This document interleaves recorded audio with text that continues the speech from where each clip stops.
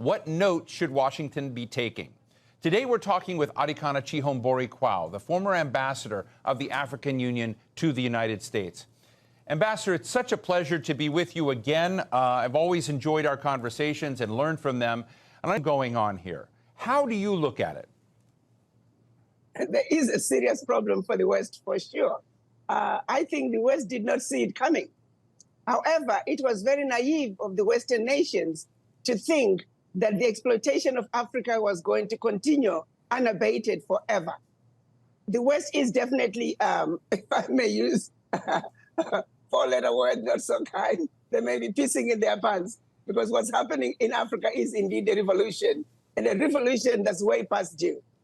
So you see it as a revolution, but what kind of revolution is it, in the sense that do you think this is throwing off repression from France, from the United States, from other nations? What kind of revolution do you see is underway? Well, I like to think, if I were to use the biblical terms, this is a revelation among Black people. They're waking up and realizing that what has been happening is wrong, and change must come. And for true change to come, it must be brought by the people. What you are seeing is an African electorate that is now awoken, that is informed. They understand the real issues. In the past, Africans have been misinformed, misled, and given false information, and being thrown a shiny object and being told only the African heads of states are the problem. But now they understand the invisible hand and the role that the invisible hand is playing to make sure that Africa remains where they want Africa to be. The African heads of states, particularly those heads of states of the former French colonies, majority of them were just puppets put in place to continue the same French legacy, which basically boxed them in, where it said you have no control of your military, you have no control of your natural resources, you have no control of your finances, and if you continue from those three areas, you are free to rule your country any which way you want. What power does that president have? And in the past, any president that has tried to back the system and do something about taking control of the financial resources, and I'm talking about African countries depositing their bank reserves with France. I'm talking about African countries giving up their natural resources, no value addition, France having first right of refusal for all the natural resources discovered yet to be discovered, France companies having first right of refusal for all contracts, large, small, private, public, France having military presence in those countries, and France having the ability to invade them in the event that they feel their interests are being violated, France making sure that those countries can only be trained by France, the military can only be trained by France, the military equipment can only be bought from France. Come on now. Our people didn't understand all this. So we can change African heads of states in those former French colonies like we change clothes. If those fundamentals are not addressed, nothing is going to change. The Africans now understand where the real problem is. The real problem, like I've always said, the biggest risk to peace and security in Africa is France. Let's make no mistake about that. We have other former colonizers. Yes, they still have a stronghold in Africa through their multinational companies that continue to siphon billions out of Africa every year. We are aware of that. But the biggest problem when it comes to former French colonies is France. Its roots are so entrenched in those countries, and now France is trying to expand into other nations. Until we address those agreements African countries were forced to sign, nothing, and I mean nothing we do, is going to bring us the true economic liberation, which is what Africa needs, which is what Africa was denied when African countries were being given their independence.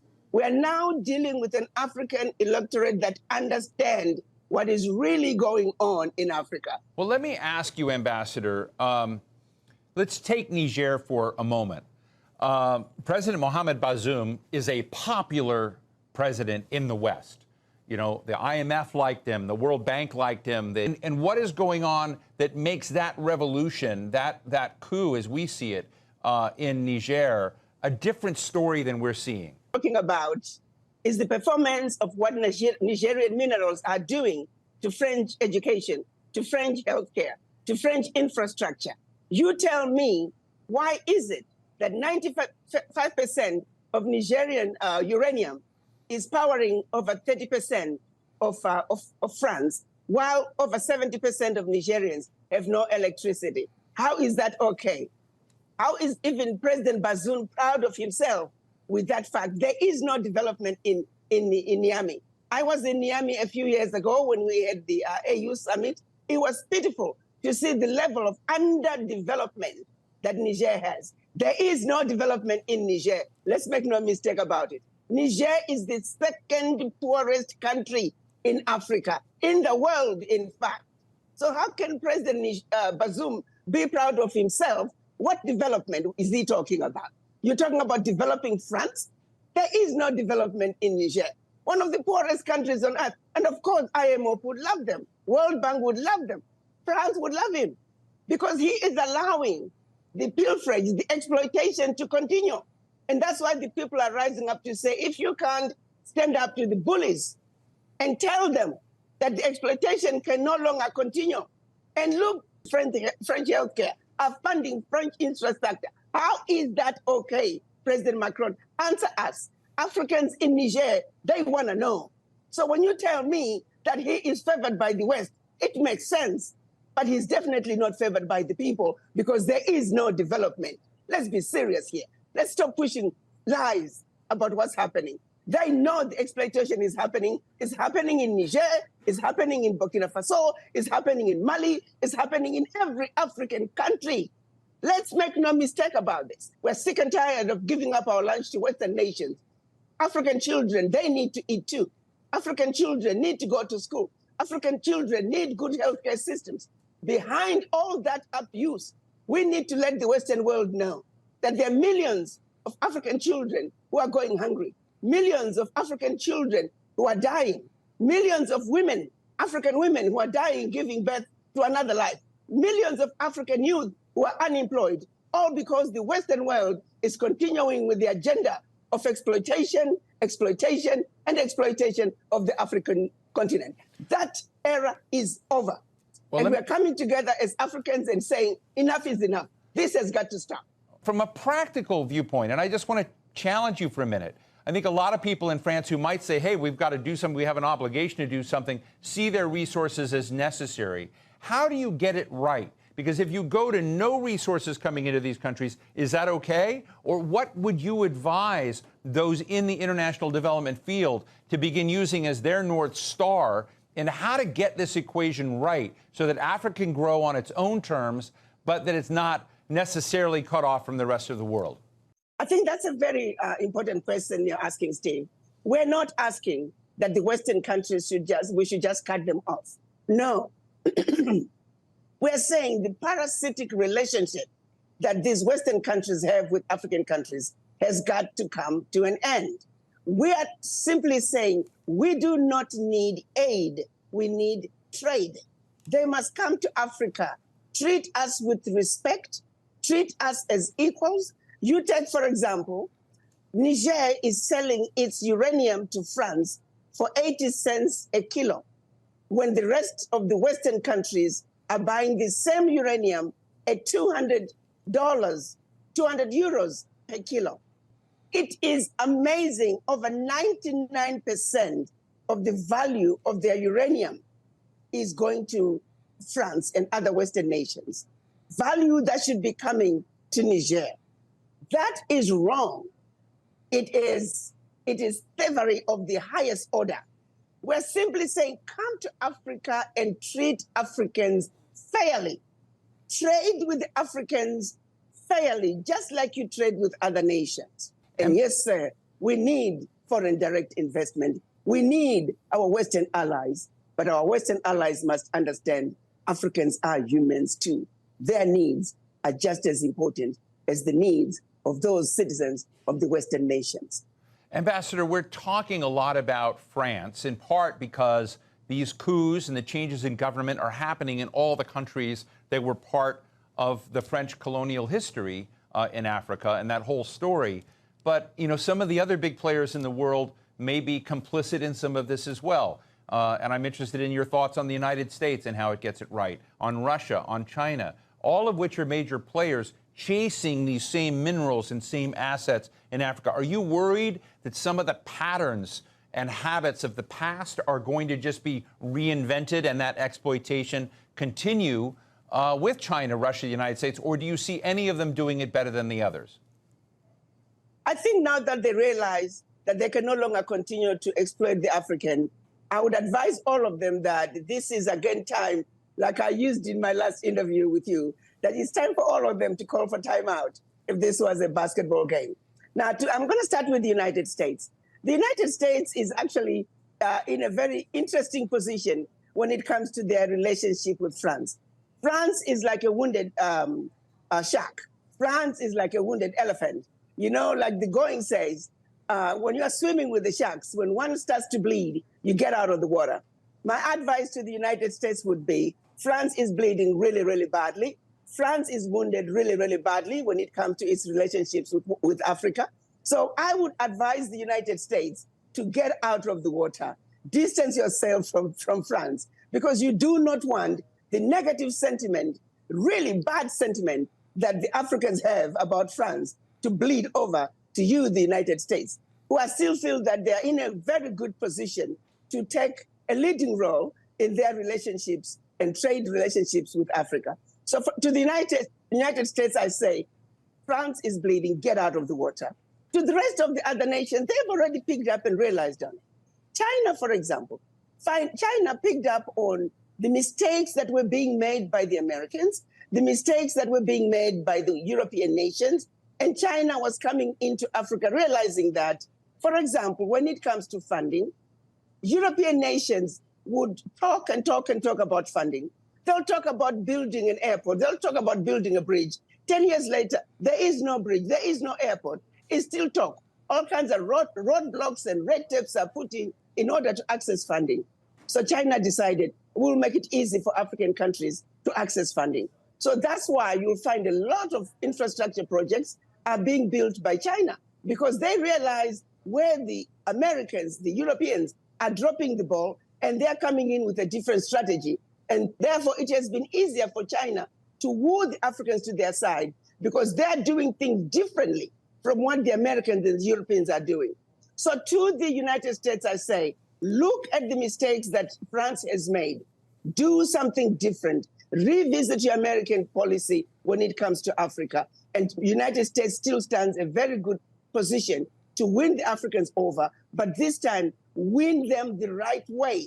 Treat them fairly, and no more playing games, no more divide and conquer. Stay away from the local politics. You do not need to get involved. Let these African countries dog it all out, one child to the other.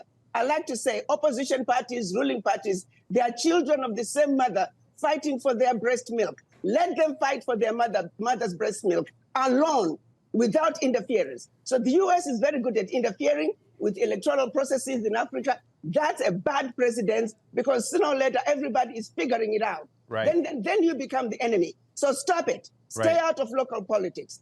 To Russia, again, Russia is looking and saying, where is the West going wrong? They are coming in, they see a weakness. Russia came in during the liberation wars in Southern Africa, in South Africa, in Zimbabwe, Namibia, Mozambique, Angola, all those African countries that attained independence through liberation wars.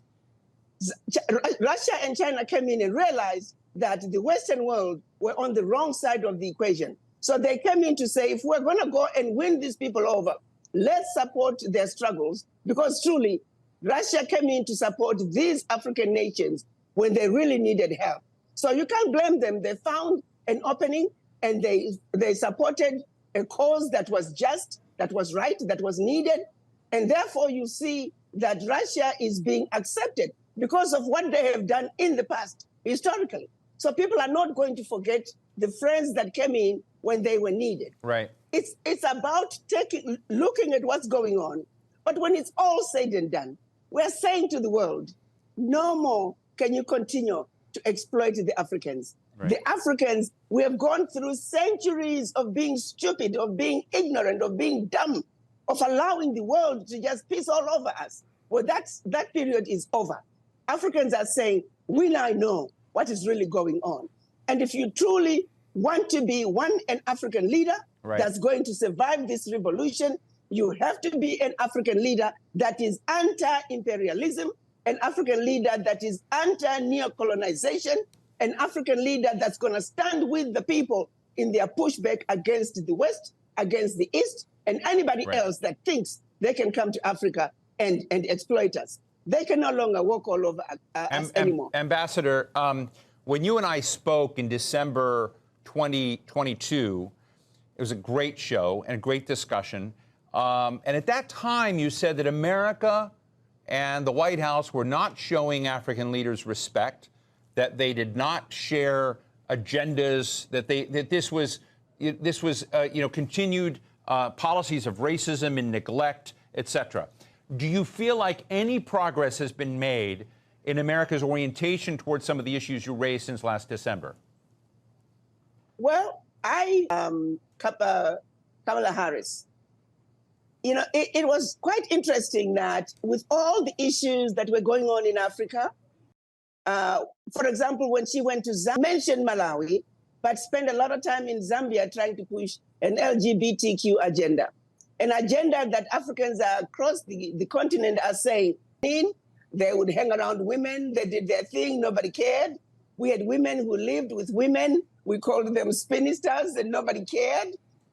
I grew up seeing people who were clearly gay looking, and it was never an issue. So the Africans are telling you that it's not a primary issue to us. Stay away from it. But she did not listen to them. She kept pushing that agenda, So it's like, we don't care what you think. We are going to tell you what you need to do. That was disappointing. That trip from Vice President Kamala Harris was very disappointing. And I've spoken to a lot of heads of states, a lot of African citizens. They were very disappointed with her position. Well, let me ask you finally, Ambassador, you've talked about the people and that these are in many cases, popular revolutions. Do these military leaders really represent the people? Who do you see as the real standouts that can bring a plan, that can bring a strategy, and actually make this popular revolution as you see it successful and to get traction? That's a very important question. And I would like to caution Africans as well. As we go through these coups, let's take, for example, what happened in Gabon. I had warned everybody to say, push back a little bit. Don't be quick to equate what's happening in Gabon to what's happening in Niger and Burkina Faso and Mali and Guinea. Each situation is different. The dynamics within the quote-unquote coup, which I call revolution, are different. Yes, we like to see change, but not every general means well for the people. The Gabon situation, you got some family issues there. I don't want to go there. So we have to look at it and say, of the three parties, let's dissect them, let's unbundle them. We have the president.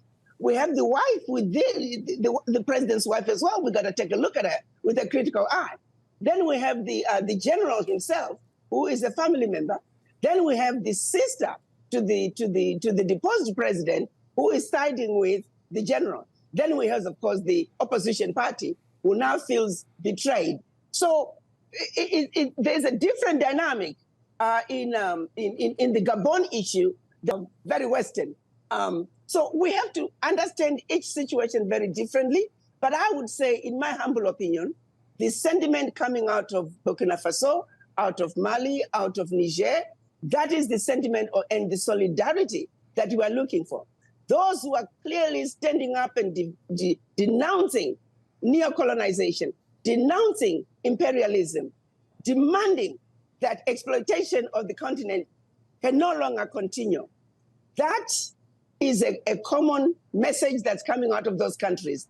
I am not getting that out of Gabon, which makes me wonder, who is really behind the coup in Gabon? We need to understand that. Why is the general shying away from that sort of strong message to the people? Because that is what Africa is ready for right now. That is what the revolution that's taking place in Africa is all about. Any leader that does not stand for anti-imperialism, anti-neocolonization, anti-continued exploitation of the continent, that is a leader that the Africans are not going to support, be it a military leader or a civilian leader. Well, Adikana Chihombori Quao, former ambassador of the African Union to the United States. It was a great conversation. Thank you so much for joining us. And thank you again for having me.